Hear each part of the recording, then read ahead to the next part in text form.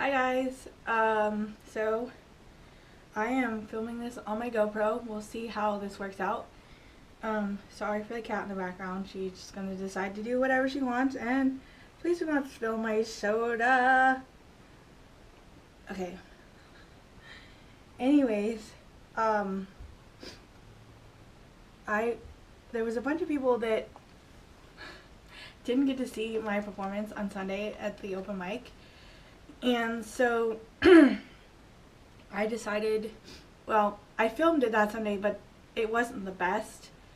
So I decided that I'm going to film it again. I'm in my stairwell here. And hopefully it'll get better audio, all that good stuff, be better quality. Oh my gosh.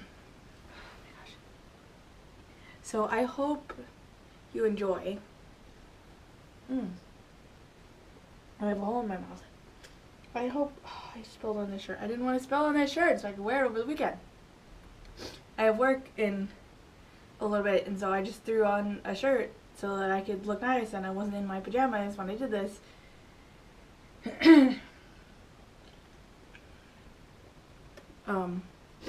And I'm going somewhere this weekend, traveling, and I wanted to be able to have this shirt. Anyways, okay.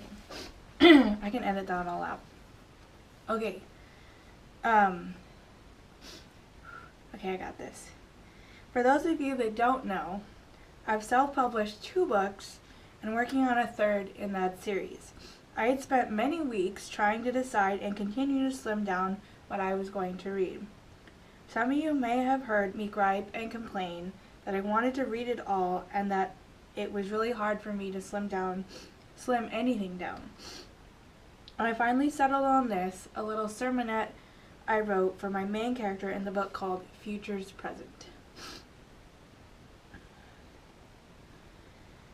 Okay. We all have this fear of losing someone. It's inevitable that someone we know is going to die. It's not easy, though, when someone tells you that someone you love has passed on. I can still remember back to that day her son called me. It was rare that he missed school. His dad had been doing so good. It was a shock to hear his voice on the phone. All he told me was that his dad had lost the fight. I knew immediately what had happened. I was quick to their house after I hung up. I knew I had to be there for my friend. When I arrived, she was covered in blood from trying to stop him from bleeding out. He was gone, though, when he hit the floor. There was nothing she could do to save him. His fight with the demons was over. I can remember when I walked in the room. She was sitting in the corner holding him as if to keep him from leaving this world. All the strength she had was holding him. First words out of my mouth had been to ask her if she'd called 911. She had not, and I told her that we would have to call them.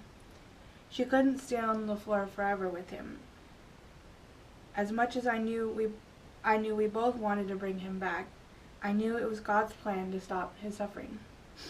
It killed me to see her like this. I felt like I had aided in this somehow, that maybe if I had said something different, that maybe he'd still be here today. There was nothing we could have done to save him. No words could fix the demon inside that tore at every part of him. When the EMTs finally did arrive, they pronounced him dead. The police had been quick to come and had plenty of questions to ask Ruth and Hawk. I remember her finally letting him go and standing up.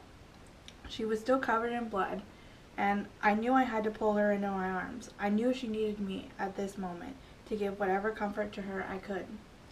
I also knew I had to be strong for her.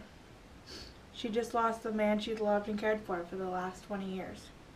With her bloodshot eyes, she looked at me and uttered the words, "But blood." I looked back and told her it was okay. I could deal with a little blood to let her be okay. I called on God a lot this next few months. I prayed for anything I could get a grasp on, any love that someone was willing to give me. Anything, really. In Romans chapter 10, verse 13, the Bible says, "For everyone who calls on the name of the Lord will be saved." There was one day I remember quite vividly. I had gotten up, and the first thing I did that day was I prayed. I prayed that God had a plan for me that day, that maybe I could believe his word. I was starting to doubt him. I was ready to be done grieving. I'd felt like I'd cried enough to fill the Pacific Ocean. It was a slow ending, but I knew if I'd kept calling on him, he'd save me again. Grief is not a fun thing. I mean, nothing is fun when someone dies. Grief can be ugly or it can be quiet. Some people take a long time to heal and some people don't. It's been 10 years now. In the beginning, I often blamed myself. Maybe I had done something wrong. Maybe I should have spoken sooner. I still think about him today, quite often actually. But the sadness has drifted away. I can see happy memories. I remember his 35th birthday. Mr. Moose and I had been asked to be special guests for Andrew's birthday bash to Disneyland. He had no clue we would be coming. The look on his face when he saw us was magical. He was so thrilled that we were coming with him. This is one of those memories that I had to take the bad stuff out and shrink it. He may have gotten lost that day, but the good had overwhelmed the bad. We had a blast. I remember coming home and thanking God for giving us such wonderful friends.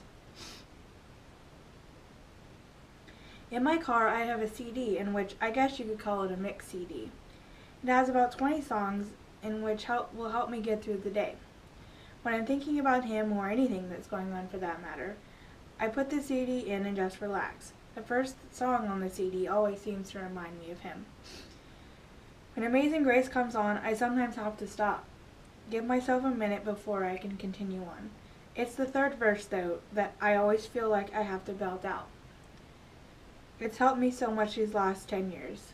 It goes like this.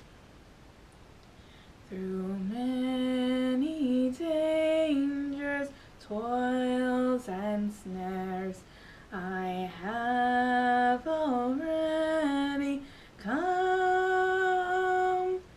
'Tis grace that brought me safe thus far, and grace will lead us home.